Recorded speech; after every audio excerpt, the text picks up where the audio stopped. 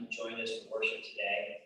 Wherever you are, whatever your theological, spiritual, political, sexual, or racial orientation, or gender identity, we're welcome to worship here and become part of this community.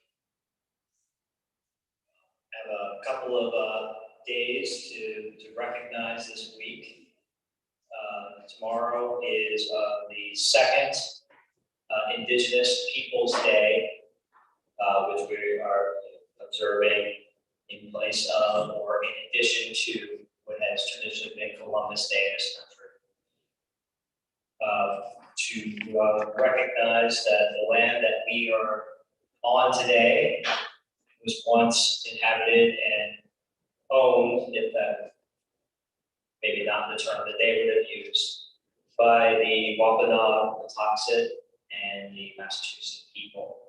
We acknowledge that this land was theirs and that we are grateful that we are able to use it today. This Tuesday marks National Coming Out Day. This is a day that has been celebrated since 1988. It was first observed on the anniversary of the National March on Washington for Lesbian and Gay Rights. It is an important milestone just to consider that for 1988, not a lot of people were coming out. It was a survival tactic, and as we can see, it has worked. And so we are thankful for those who have been brave and come out all these many years. And along those lines, this Saturday marks Rockland Pride's first event. It will be on Saturday at the Rockland Memorial Library from 1 to 2 p.m. They'll be holding a educational session called What in the LGBTQ? It's a breakdown of all the various identities that each of the many letters that encompass that growing, always growing abbreviation for the community, what they represent, how people may identify along what lines. It's often blurry. We're all complex creatures living on several conjoining spectrums. So highly encourage if you have the time, come out. I'm sure they would love to see, even if we think we know all the letters in the abbreviation, I think they would appreciate the show of support. We'll go into announcements. I just want to thank everyone who was able to volunteer leading up to and including last night at the coffee house. We had a good turnout. It was a great show by the Jethros. So everyone who was able to help set up, bake something, cook something, show up. We appreciate you. Thank you very much for making it a great night. Are there any other announcements? Did I cover it all myself? I think so. All right, Dale, can you do it? All right, with that, then I will reintroduce from a longtime friend of the church, Reverend Barbara Mills, for Ingathering Prayer.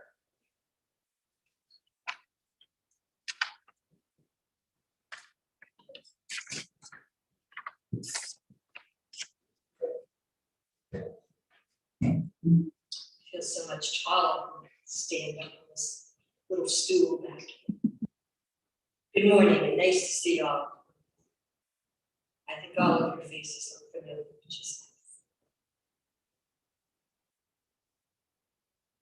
Prayer invites God to be present in our spirits and in our lives. Prayer cannot bring water to parched land, nor mend a broken bridge, nor rebuild a ruined city. Bless you.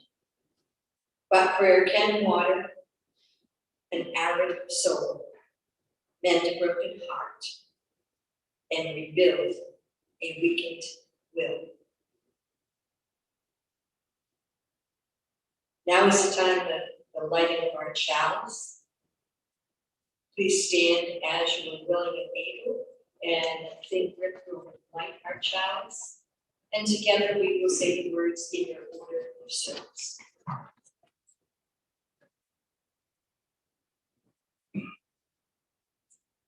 kindling this flame of our liberal heritage in our chalice of community. Let us open to the presence of the sacred.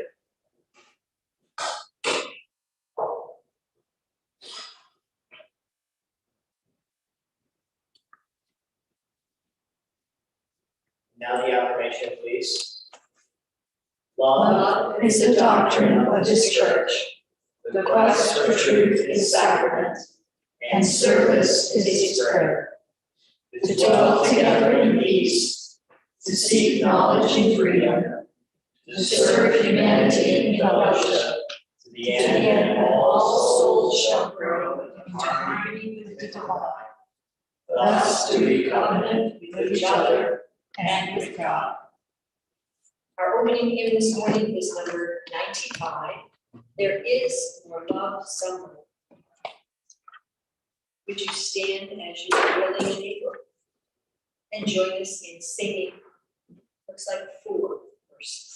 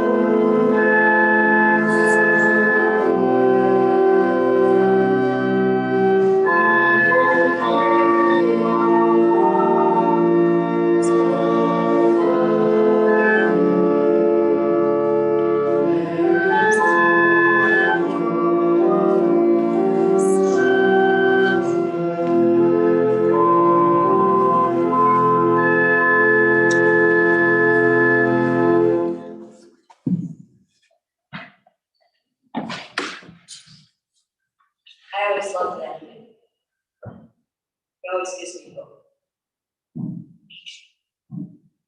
To take a moment to turn and look at the others beside you, behind you, in front of you. Give a wave, give a high five, a hug if you are so inclined. Just to introduce, I have my friend David here, who is a minister at the UU Church in Weymouth. I did. Even though he hears me preach often, he said, "Can I come?" I said, "Sure." So I picked him up here. So David, everybody else.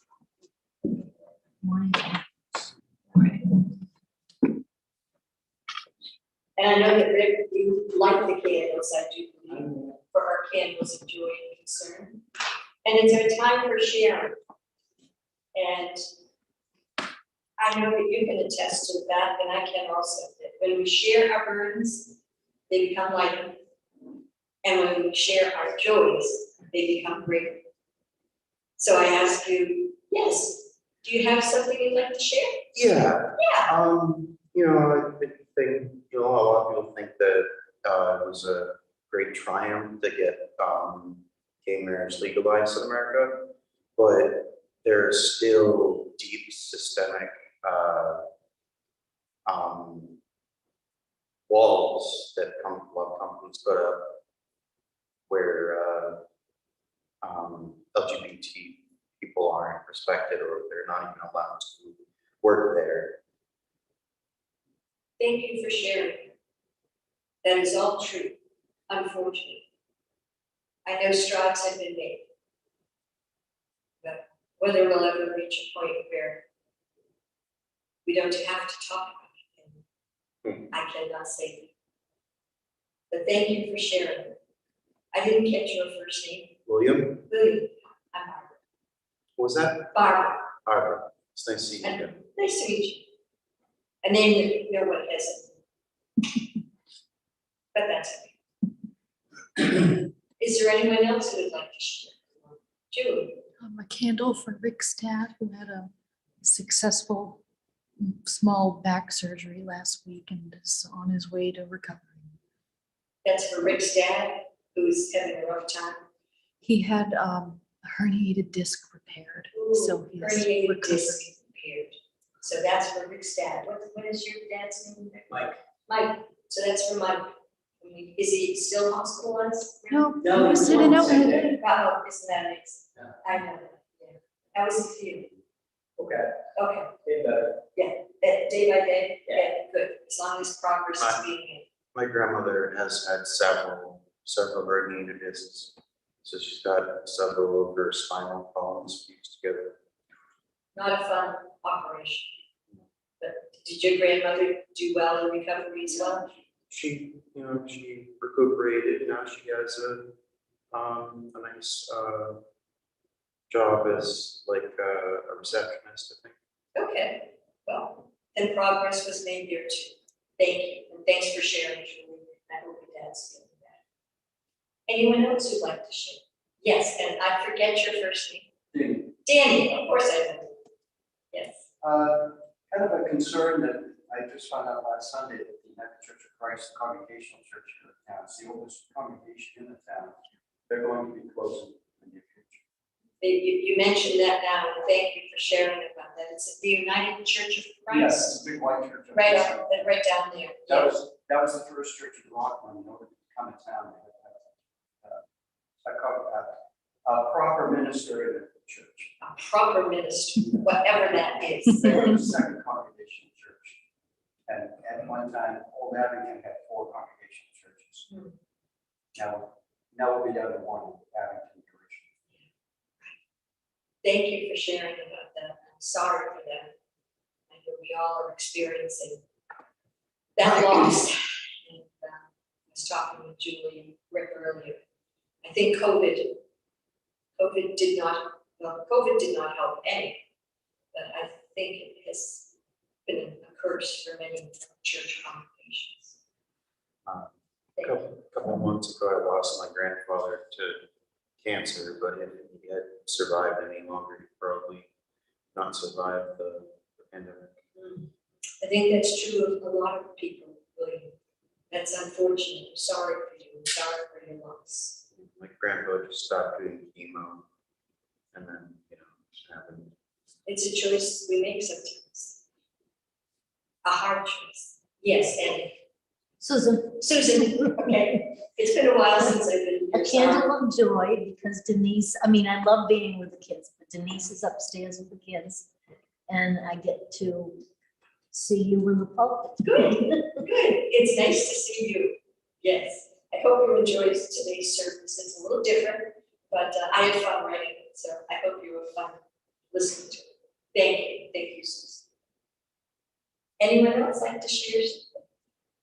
Then I will, if I may. Yes, this is for welcoming to my just older sister's middle son, Kevin, and his wife Alina. Welcome to the baby boy on Monday. So this is for Benjamin, and he's, I think he'll be a week old tomorrow. So welcome to Benjamin. Anyone else like to share? I think it's on topic, but it is on topic with the observing the Indigenous Peoples' Day. Did you know that there's this little like land, this little strip of like peninsula that is in Halifax, and Chief Massasoit used to have his home there, and they eventually chased down his son, King James, to that location. I did not know that. And when you first said Halifax, I was thinking Nova Scotia. No, But no, I think you're talking about Halifax, Massachusetts, which would make perfect sense. Yes, thank you, William, for sharing that. I appreciate that. Thank you all for sharing your joys and concerns. I think it is nice to be able to share those, both of those, with all of us. As I said, it lightens the sadness and it increases the joy. I'll let one more for all the joys, concerns that we hold deep in our hearts. Thank you, Rick.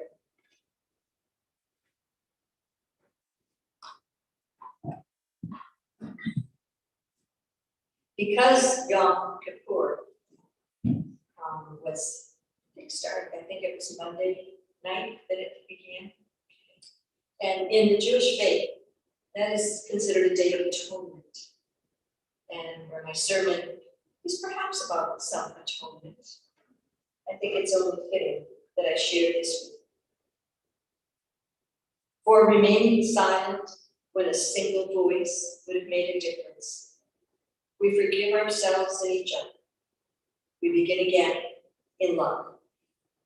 For each time that our fears have made us rigid and inaccessible, we forgive ourselves and each other. We begin again in love.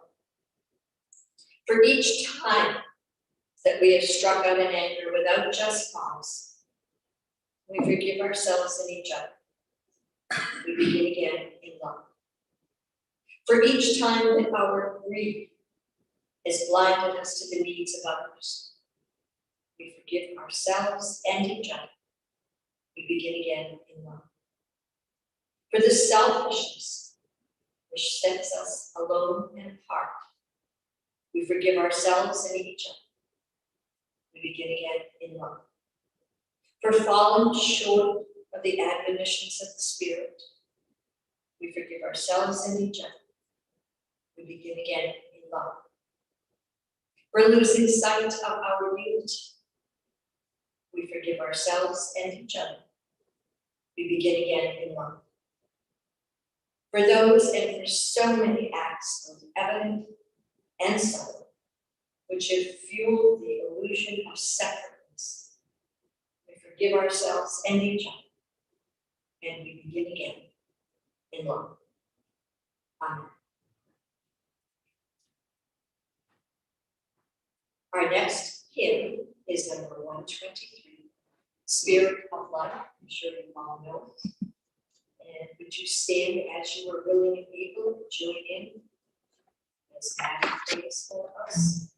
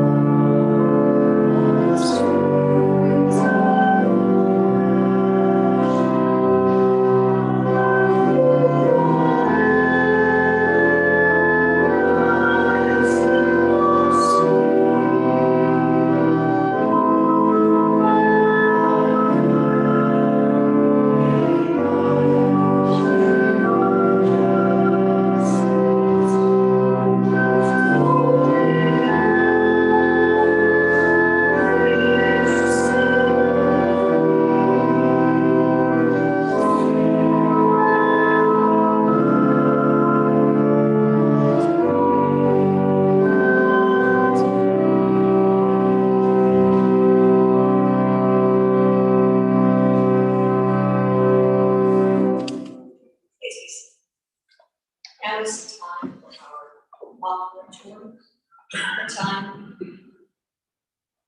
for us to dedicate our minds and our hearts to this church and to hopefully bolster the coffers, shall I say.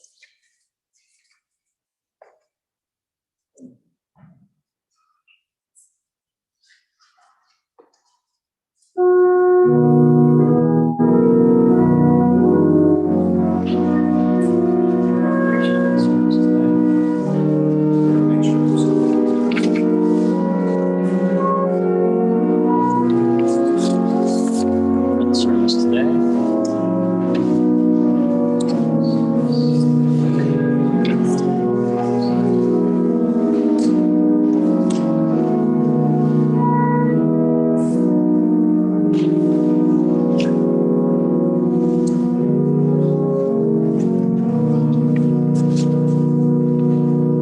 Would you please stand as you are able and sing hymn number 403, Spirit of Truth.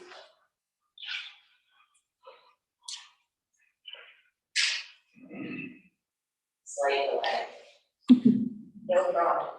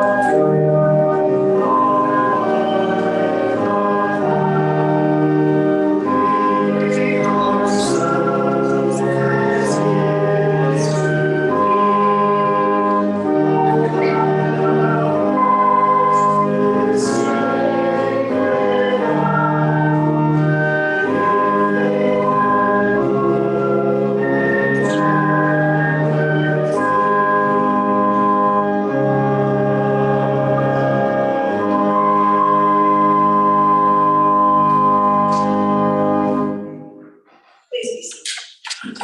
Thank you, Rick. Thank you, Maddie. It's wonderful to see you all again. I hope you'll still like me after you take this quiz. I asked Rick if he could pass these out, but not at the beginning of the service, because if you were like me and you got these questions, you would probably want to use your phone and look up answers so you could look smart. I will confess that I knew a few of the answers before I wrote the questions, but many of them I did not.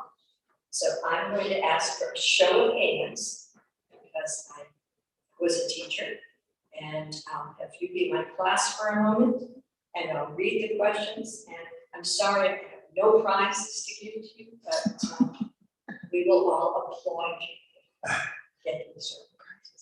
Does anyone know what the skipper's name was, his full name on the show? Want to know it?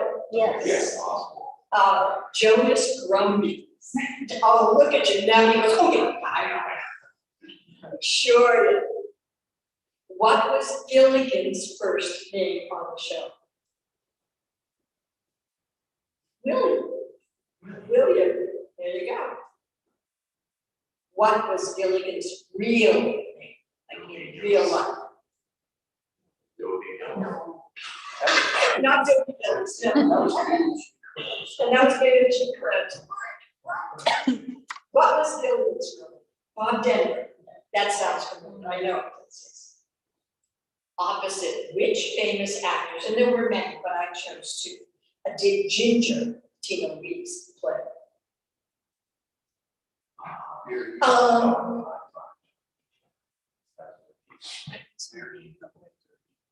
She played against Richard Widmark, and I looked him up, and he looked like someone like that. And Robert Taylor, I don't know if you remember, handsome guy, big, tall, dark-haired guy. Okay, what was the name? You've got to know this one. Come on. What was the name of the castaway's boat? The SS Minnow. Thank you, the SS Minnow. Thank you. Who got that one? Put your hands up again. Yay! Awesome, awesome. What does Gilligan me in sailor song. Anybody a sailor? Little Buddy, no, but that would have been perfect, because that's what, I think that's what the skipper always called it. Yeah. It's an unlucky or jinxed member of a ship's crew. How appropriate, how appropriate. And number 7, why did the professor go on the fateful tour? Remember, this was supposed to be a 3-hour tour. Do you know why the professor went on that tour? I have no idea. To get to the other side, says Rick, yeah. Well, I'm sure that was so. He wanted to do research on his book, Fun with Ferns. Anybody know that? No. What was wrong with the SS Minnow? Why did they get stuck on that island for a couple of years? And holes in the school. Yes, it had a hole inside, yeah. But the side of it, tiny ship. That was tossed, that's right. You're absolutely, I bet you could sing it for us, and I may have you do that. Weird Does- fact, you can actually eat ferns. You can eat some ferns. Filaments. So, and maybe that's, I don't know how they all kept getting food, and I don't know, fresh water, it was, you have to suspend belief, obviously. Does the SS Minnow still exist? You're probably gonna say yes, because I probably wouldn't have asked it. Yes, it does, it has been restored, and it is moored in Vancouver, where a captain gives tours. So if you're ever in Vancouver, I have not been there, but if I ever go, I think that might be something I'm gonna fail myself on. Was any episode ever filmed in the Bahamas? No, but the island you see in the first season from their deserted island is called Sandy Cay, which is a 3-acre island off of Nassau. Who knew?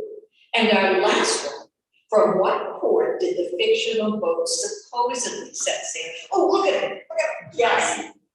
Where? Tiny pool. A tiny port, that's but from, do you know from what it was? Honolulu. Was it a statement? Yes, from Honolulu. Very good. It left from Honolulu offering a 3-hour tour that included a free lunch. So you know how they got their first meal beyond that? I don't know. It takes longer than 3 hours to get from Honolulu. I would think so too.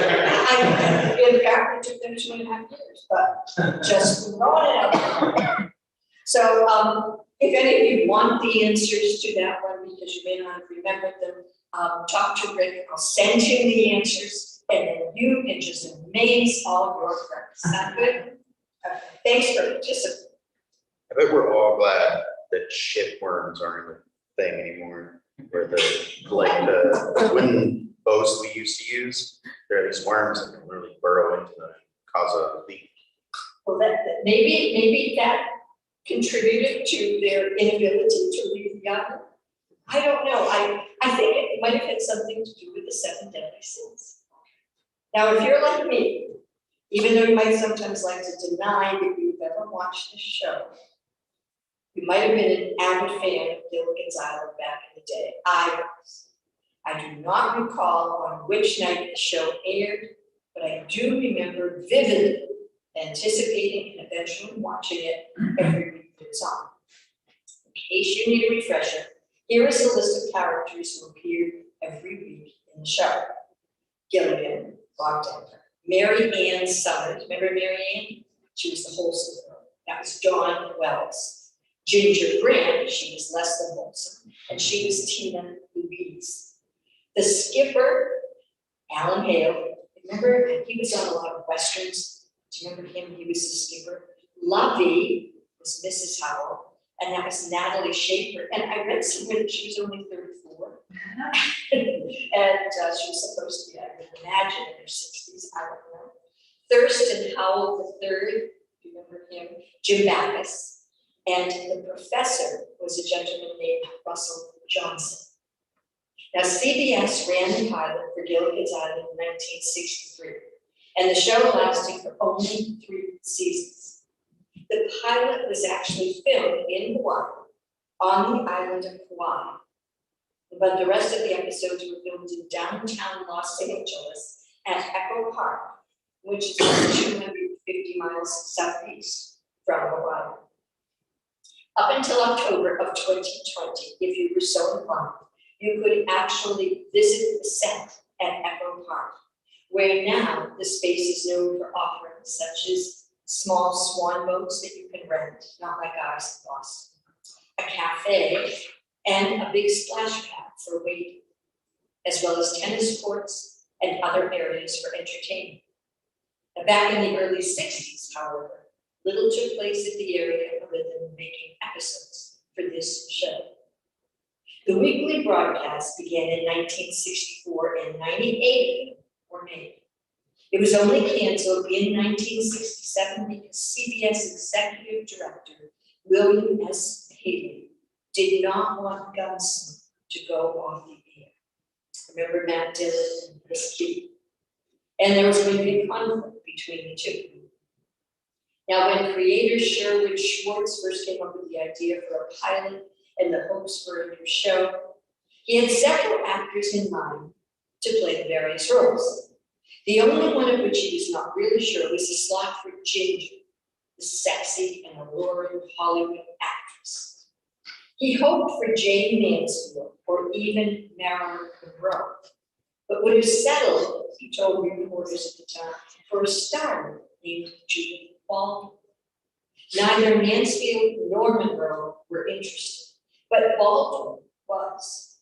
Unfortunately, 3 months before the pilot was to air, Judith Baldwin came down with a terrible skin rash, according to author Mark Aliso in his book, What You Never Knew About Hollywood, which precluded her from working outdoors and or being scantily clad for the coming months. A relatively unknown actress, Tina Louise, who had appeared already in a few Blue movies, auditioned the part and was cast. Ginger is the only cast member who's still alive.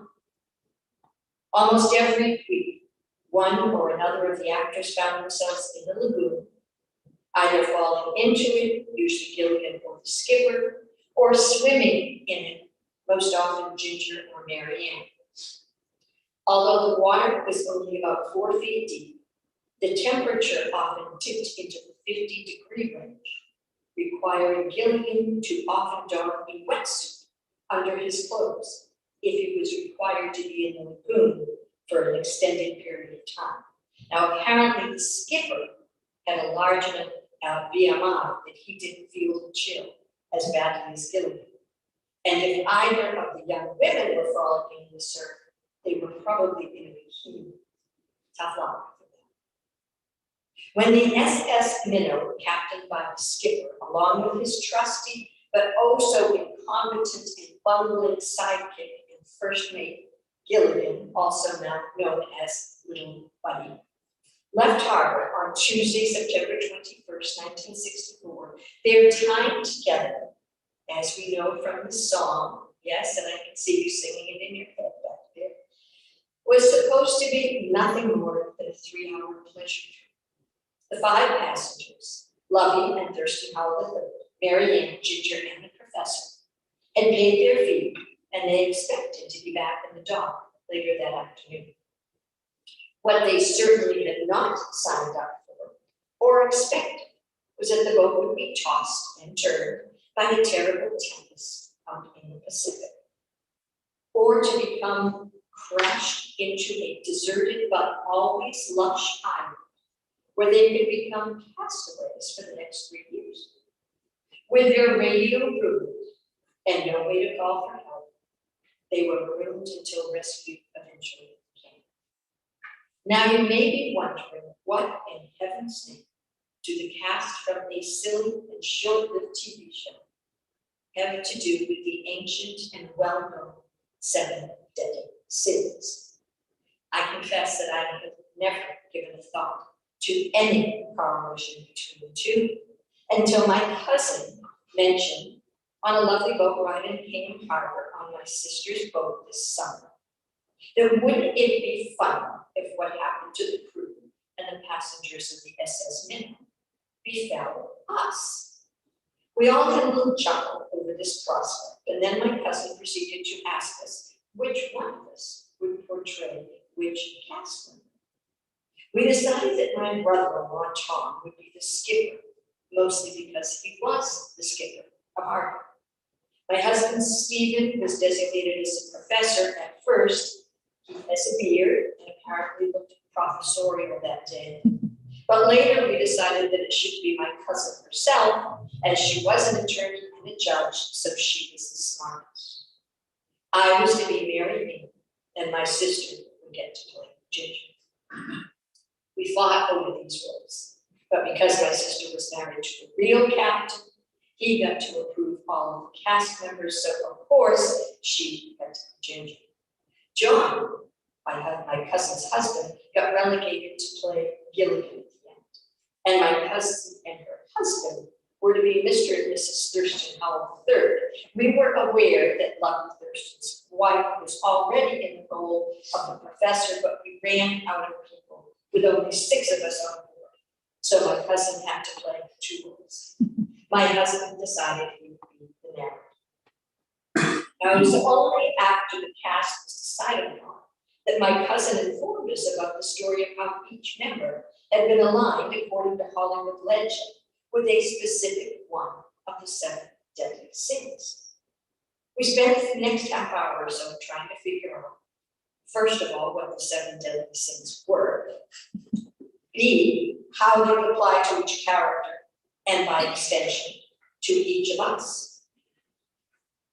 According to the Bible, the 7 deadly sins are these: pride, greed, lust, envy, gluttony, wrath, and sloth.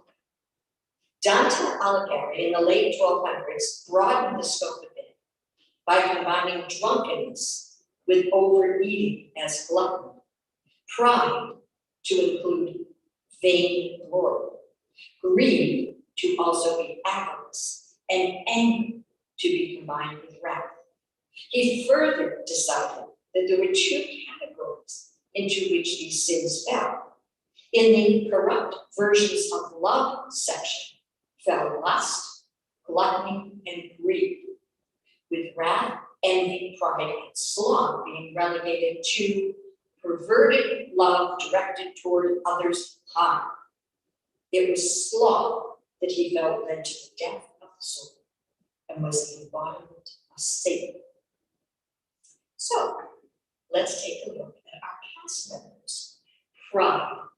Who do you think Pride? That's the professor. According to Google, although he held 6 degrees, Dr. Roy Higley, who knew he actually had a name, was still unable to catch the SS Minnow sufficiently in that 3-year time span to make it seaworthy enough to get back home. In the script, the professor was a high school science teacher. In reality, he was not a professor, nor had he ever even taught school. He was an American actor, born on November 10th, 1924, and he was best known for this specific role. While the actor may not have been a boastful man, his character certainly was. Nary an episode went by that the professor did not regale one, and sometimes all, of his fellow castaways about some new scientific idea on which he was working. Yet none of them ever seemed to pan out. He was annoying and a know-it-all, but being told this didn't seem to bother him for long, nor did it stop him from being just as full of pride in the next episode. Now, greed. Who else could it be but Lucky and Thurston Howell III? Who but greedy people could have set sail for a 3-hour tour with a chest full of cash and jewels? While Thurston was the first to play the money card and to use his money as leverage, Lucky was never that far behind. Certainly, the couple exuded wealth and flair for pomposity, but seldom, if ever, did they use their wealth for good. Perhaps in a remake of the show, a certain ex-president and his wife might try out for these roles just as well. Lust. No one else could possibly be the epitome of lust except for Ginger. No one in their right mind would ever bring evening gowns and heels on a short day cruise, but Ginger did. In just about every episode, she could be seen seducing one of the men, whether it was the skipper, the professor, Mr. Powell, or even Gilligan, the skinny little first man.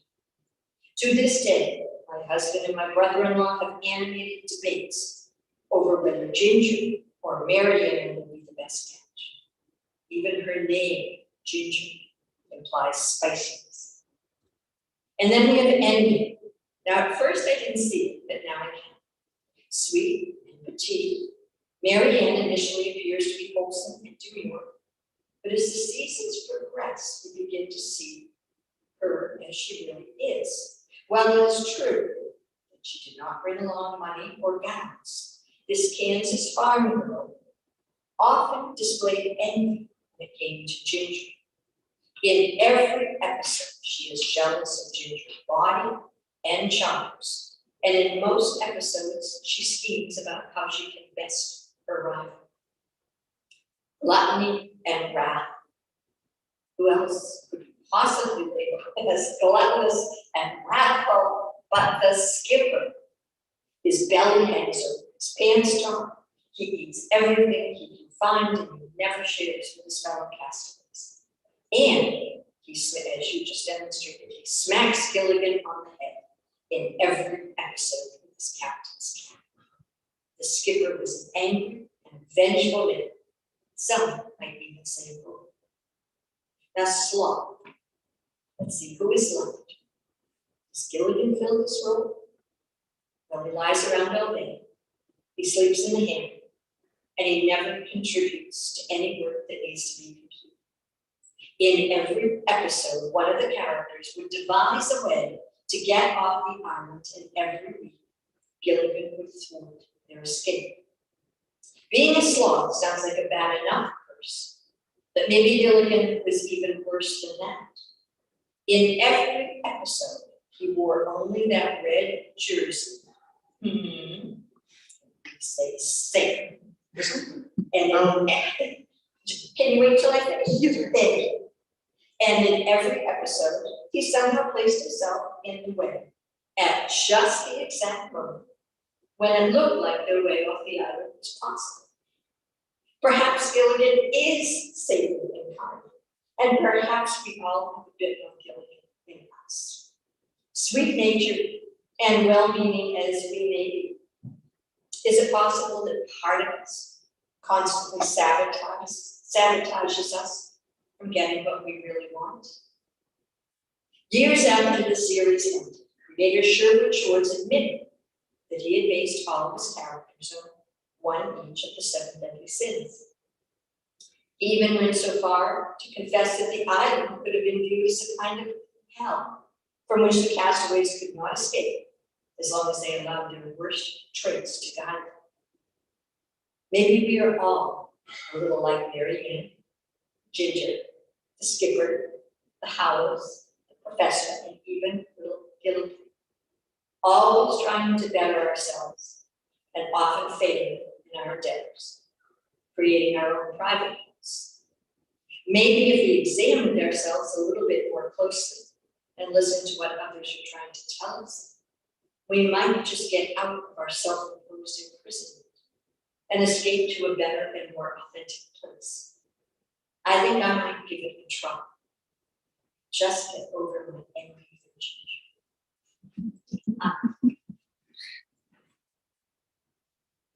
Would you stand as you are able and singing our closing hymn, number 52, In Sweet Fields of Autumn.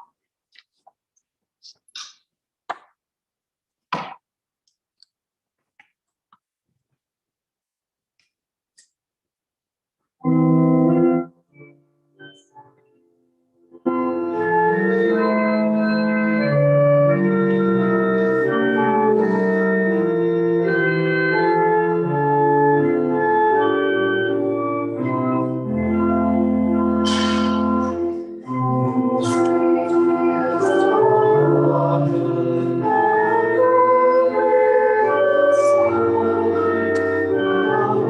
you.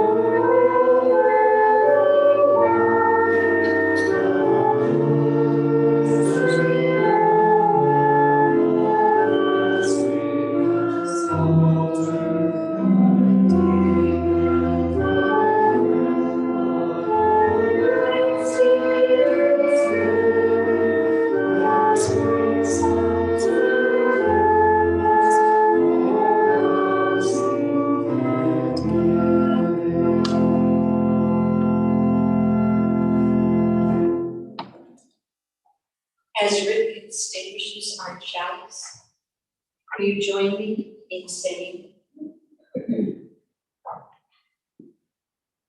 we extinguish this flame, but not the light of truth, or the warmth of community, or the fire of commitment.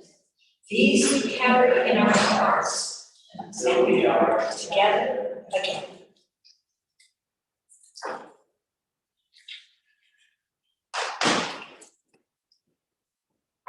When despair for the world rose in me, and I wake in the night at the least sound, in fear of what my life and my children's lives may be, I go and lie down where the wood drake rests in his beauty on the water, and the great heron feeds. I come into the peace of wild things who do not tax their lives with forethought or grief. I come into the presence of still water, and I feel above me the day-blind stars waiting for their light. For a time I rest in the grace of the world, and I am free. I wish you a week full of that freedom, full of wondrous blue skies, of gorgeous golden colors. And I hope to see you again here, please.